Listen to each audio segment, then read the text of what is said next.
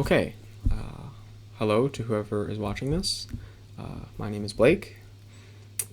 I've decided to start recording my ideas and thoughts and beliefs and stuff when they come to me, because I often have, thoughts about a variety of things: philosophical, political, economic, social, even, um, you know, all the stuff. So I'm recording this now. It's like 1 a.m. and I have to get up in 6 hours to go get a passport. And I still haven't had my nightly grilled cheese and tomato soup, so things are looking a little grim for my hours of sleep. I thought it would be a good idea to try to get some of my thoughts out there, to practice like my speaking skills, practice my rhetorical abilities, practice my ability to think on the spot, to come up with things. Also, just to kind of put my ideas on the internet, because I thought it might be fun to look back in 10 years and either say, wow, I was so profound and brilliant, or probably more realistically, wow, I was a little ignorant, maybe a little silly. Yeah. So, and it's also just be fun. Okay, so essentially today I wanted to talk about loneliness. In particular, loneliness in relation to pseudo-social interaction, religion, and the context of it in our modern world. I have some little bullet points here, but I don't really have a script, so I might kind of ramble a bit here. So, the most important thing I think to understand, or that I'll start off with, is loneliness is not a socially acceptable emotion to express. Unlike sadness or anger, right? Where if your mom dies, it's socially acceptable to say I'm sad. It's even socially acceptable in cases where a squirrel gets run over or something like that. Things that are emotionally impactful, right? But it doesn't necessarily relate to you. Like it's not something that's happened to you. It's not a family member that's died. It's not you haven't failed your own test, right? Just seeing something that's sad, it's okay to be sad in those cases. Anger too. I would say anger is even maybe a more socially acceptable emotion than sadness, where it's normal to be come home from a long day of work and be super angry. It's normal to it's even socially acceptable in some ways to lose a video game and then be angry. People talk about punching walls. Maybe that's not acceptable, but it's totally normal to be like, fuck, oh god damn it, oh fuck this, start getting mad at people in the chat. When of course that's silly. I mean, you're losing something that's not real. It's pictures on a screen, but it's socially acceptable. But it's not socially acceptable to not be invited to a social event, or to lack a support system, and to express to people, I feel lonely. If someone asks how your day is going and you say, oh, it's not going very well, I'm a little pissed off today, or it's not going very well, I'm a little down today. That's a normal thing to say. Imagine if someone said to you, oh, my day isn't going very well, I'm feeling very lonely. It's strange. It's maybe hard to put yourself in that situation, but I think a good way to think about it is, how comfortable would you be expressing to someone on the bus, like someone who you know a little bit, maybe, that you're feeling lonely? I personally wouldn't. I wouldn't feel comfortable doing that. And in fact, even my close friends and family, I wouldn't feel comfortable doing that. So, loneliness at its core is not a socially acceptable emotion to have, despite the fact that it is more common of an emotion than ever before.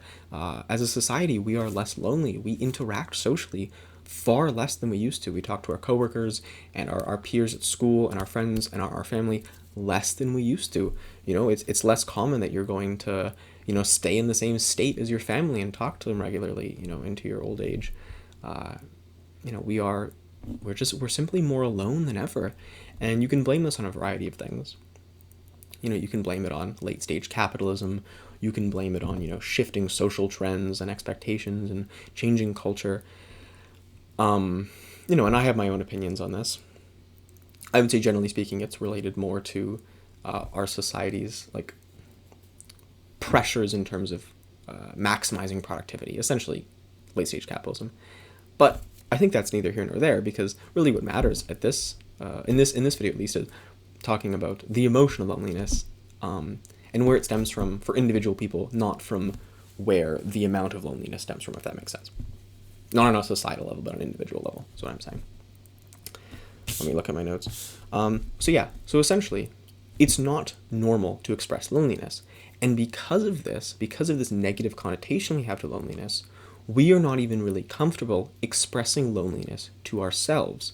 Because when we hear that someone is lonely, or when we think of ourselves as being lonely, we think it means that we are rejected by society, or that there's something socially wrong with us, right?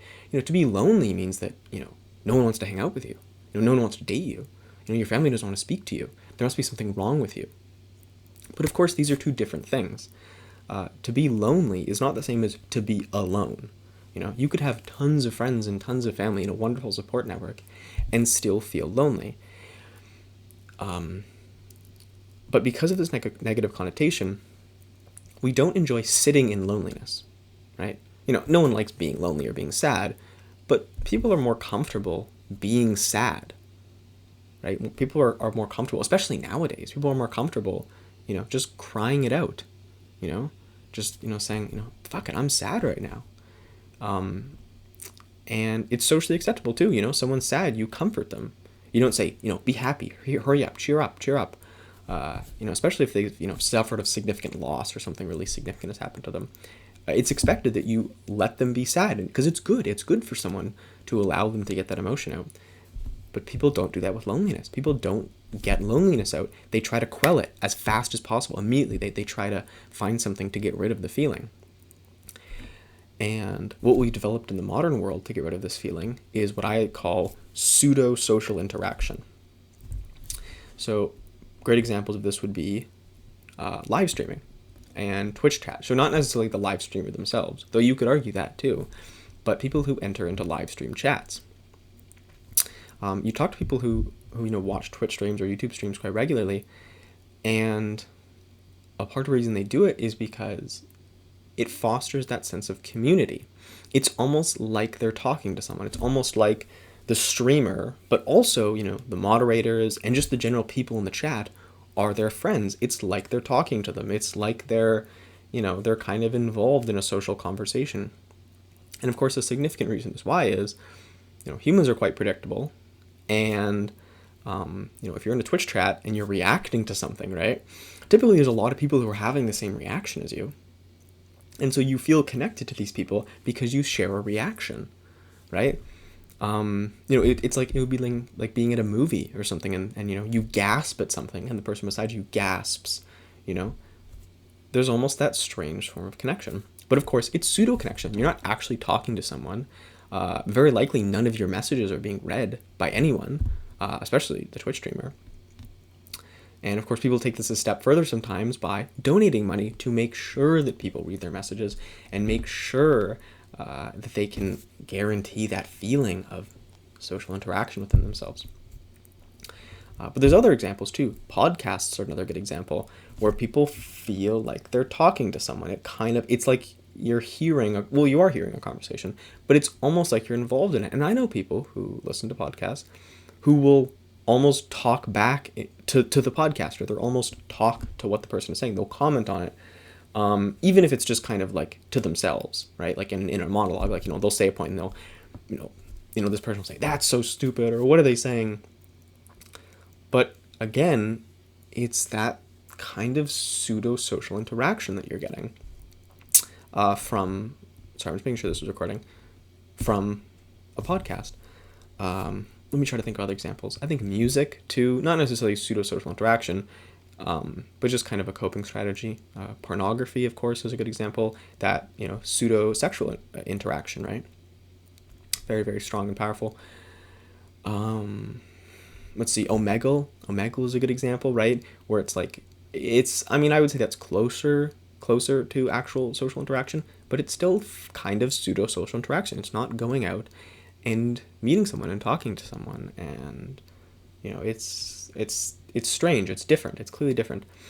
Or a prime example is AI chats. These admittedly are not nearly as prolific as podcasts and Twitch streams, so it's tough to say how these will continue to exist in society. But I'm going to take a wild guess here and say they're going to get big. They're going to get really big. For those of you that don't know, an AI chat is where you, a real person, are talking to a robot, an AI, that is learning from you and the way you talk and the way you act and your interests, and responding to you accordingly to make it feel like they're your friend. And, of course, if you go to, look at Blade Runner, if you've ever seen Blade Runner 2049, Ryan Gosling's, girlfriend in there. I say girlfriend, which of course is, there's so many layers as to why it's strange to call it his girlfriend. Of course, it's not a real person, but, yeah, again, a form of pseudo-social interaction. He's not talking to a real person, but it's kind of quelling that loneliness. And this is where I get into, kind of the core of my point, which is that as a society, loneliness is more pervasive than ever. And yet, arguably, it is less socially acceptable than ever, and coping strategies are so ubiquitous that very few people nowadays actually sit in their loneliness, because you don't have to. As long as you have a phone, you have a computer, you have an internet connection, you are seconds away from pseudo-social interaction at any given moment. You can be on the bus, you can be at home, it doesn't matter. And you see people staying up to 2 or 3 a.m. watching Twitch streams and doing all this, and it's because they know that when they stop watching them, they're going to feel lonely, and they're going to have to sit in that loneliness again. And I know a lot of my peers who have expressed the feeling, and I know I personally expressed this feeling too, of I don't want to go to bed until I am so dead tired that by me laying down in bed and resting my head, I'm going to go to sleep immediately. Like, I'm so out of it at this point that sleeping is easier than staying awake by a wide margin. And part of that reason is because you are no longer alone with your thoughts, right? I get to sit there and watch a YouTube video on my phone. And then as soon as I'm done it, I pass out. Sometimes I'll pass out mid-YouTube video. But why does this feel good? Because I never have to sit alone with my thoughts. And I think a lot of people, that thought that they don't want to sit alone with is loneliness. Right? I think it's loneliness. Because I think if it was just sadness, because obviously sadness tags along with loneliness. But if it was just sadness, I think more people would be comfortable expressing that. Right? Because I talk to people who are comfortable expressing sadness, are comfortable saying, yeah, I'm having a shit day, but also aren't comfortable being alone with their thoughts. And I think, you have to wonder, what thought is that they are running away from? If they're willing to express sadness to you, it must be something else. And I think it's loneliness. And this brings me into kind of the final, I guess, before my conclusion, my final point, which is one of the strongest systems of preventing loneliness is religion. Not only are you never alone, right? Because you always have Jesus. You always have Muhammad or whatever religion you follow. Sorry, I said Jesus kind of mockingly there. I didn't mean it actually mockingly. I was just I'm not mocking Christianity.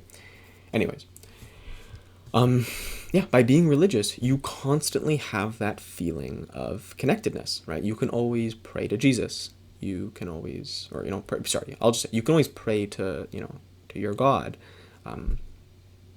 You always feel connected to other people through religion. You can always think, this is my Father is showing me this sign, from beyond the grave. This cross represents my, devotion to my religion. Sorry, I just keep talking about Christianity. Anyways. And of course, there's functional ways in which religion brings people together. Church, of course, is the prime example. People gather every Sunday. You always have, you have a guaranteed social interaction, real social interaction every day. Every week, sorry. And of course, you meet someone at church, or you meet someone at, a university or high school, a religious club.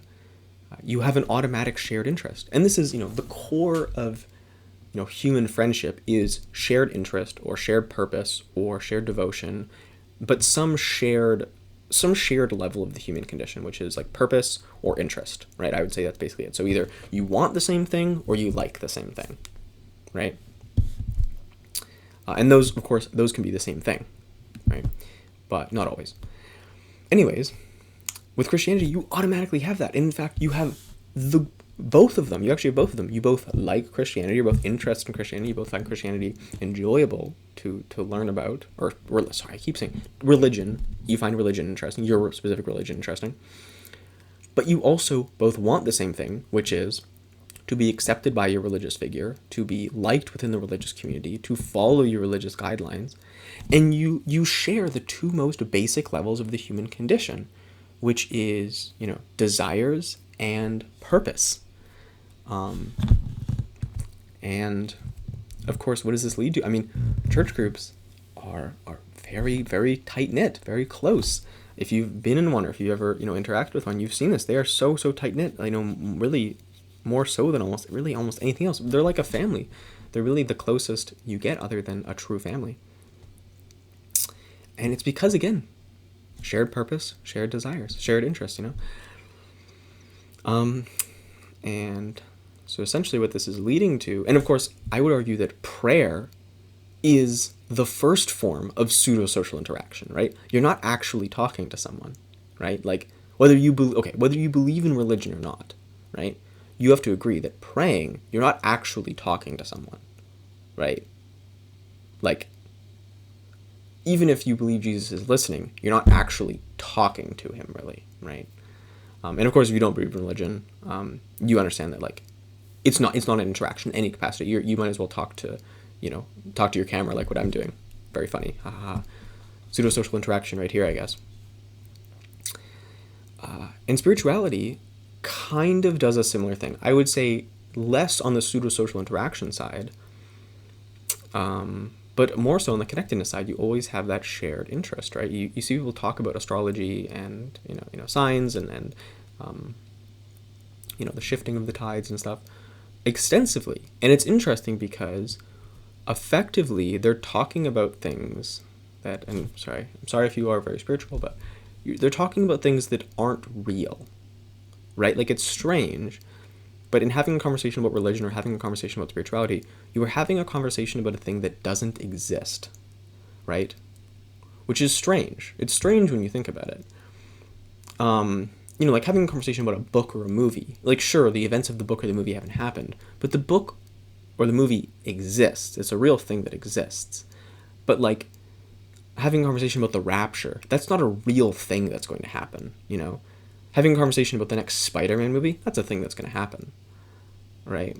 Do you understand what I'm saying? There's that strange degree of, like, where your shared interest is, like, so deep that it doesn't even require, tangibility. And, of course, there's the other thing that goes into this, which is, people wonder, why do so many religious people, have such bigoted views? Well, it's because, so many religious people pre-existingly have bigoted views, but as soon as you enter the church setting, right, you have the choice of either accepting those bigoted views, right? Maybe you don't support them, but at least, in an open setting, in a public setting, in the church setting, you don't denounce them. Maybe you even espouse them. Or, and this of course is, a further level, you actually fully accept them to the point where you believe them. And so yeah, why do so many religious people hold such bigoted views? Well, it's because those bigoted views are the price of admission for that social interaction group. It's like if you went to if you went to a school club for, I don't know, if you went to a school debate club and you started, like, shit talking people would, you'd be like, get out, you gotta get out. Being respectful is the price of admission, for a debate club. Just like, believing in the religion and tagging along with that, having some unsavory views, is oftentimes the price of admission for a religious group. And of course, people say, well, no, you can go to church and not be religious. And yes, that's true. But there's a wall up, like there's a barrier, right? Like if you ever been to church as a non-religious person, you'll know what I mean. Yeah. And I would say, I haven't really thought about this as much. I'm just kind of thinking about this now. I'm looking at the video now. It's almost 20 minutes. Okay, I need to finish up. Anyways, there's a degree to which the decrease in pseudo interaction with spirituality, like you don't talk to someone, you don't pray, is more so just a product of our current society than it is of spirituality in itself, where pseudo-social interaction is so prolific that you don't necessarily need it to come from your belief system, because it's so easy to get pseudo-social interaction. It's so easy. Viewing social media, watching YouTube videos, Twitch streams, podcasts, anything, all these, so much pseudo-social interaction, like insane amounts. And of course, there is still a little bit, apps like CoStar are a good example, right? Where like you feel connected with a person, even though, again, like you're connected on a list of things that aren't real, right? Like, you know what I mean? Yeah. So I guess let's wrap up what I'm saying. So my hypotheses. First off, I believe that religion will continue to decrease in popularity over the next 50 to 60 years. And I believe atheism will also will become more popular. I believe that spirituality will become significantly more popular, and I think the average religious person will not turn to atheism, but turn to spirituality. And I think especially not the next generation, but the generation after that, right, will be highly spiritual. I think that you will see situations where, you have people who denounce their religion, are atheists, and then their kids are spiritual, right? And it's because it's comforting, right? As I've kind of explained here, it's a comforting thing to believe, right? Yeah, so what is the cure to all of this? How do we fix all of this? Well, one, people need to socially interact, actually, like really properly socially interact more. Part of that is, people do need to put themselves out there more. People need to talk to people more, talk to strangers more, join more interest groups. But also, we need to build a society that is more capable, it allows people to more easily put themselves out there. Because I can tell you, the average person who's getting home at 6 p.m. from their dead-end office job is not slinking down on the couch and thinking, oh man, I can't wait to go play basketball with a bunch of people and make a bunch of friends and then go for Coronas. No, that's not happening. They're thinking, oh God, my mind is so blitzed from work. Let me cloud my any form of thought that I could have by watching a movie or something, or a TV show that is so highly entertaining, right? And so like highly dopamine fueling, or TikTok or something like that, where like you can literally turn your brain off. But the other degree of this is, like how sadness has become a more socially acceptable emotion to have. It's normal to cry now. It's okay to cry. For men, you've seen this too. Loneliness needs to become an emotion that we are comfortable expressing to other people, to the point where it's normal to say, I'm lonely. And you're not saying it because you necessarily want someone to fix it. You want someone to hear, I'm lonely, and then say, let's hang out. Though that would be nice, of course, sometimes. But also because by being comfortable expressing it to other people, you are comfortable expressing it to yourself. And then you don't have to seek out pseudo-social interaction to, quell this loneliness, because you realize it's okay to just be lonely for a little bit, because it just goes away. You aren't sad and you immediately try to, cheer yourself up instantaneously. You're okay being sad for a little bit, because then it allows you to exist, without sadness much easier, right?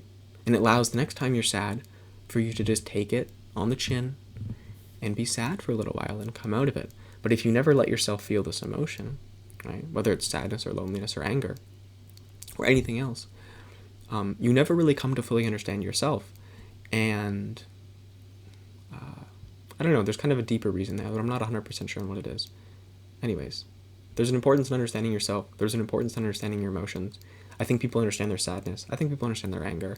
But I don't really think people understand their loneliness nowadays, because we're so quick to try to get rid of it because we look upon it negatively. Anyways, okay, that's all I had to say. Thank you very much if you're watching this. Yeah, anyways, have a good night.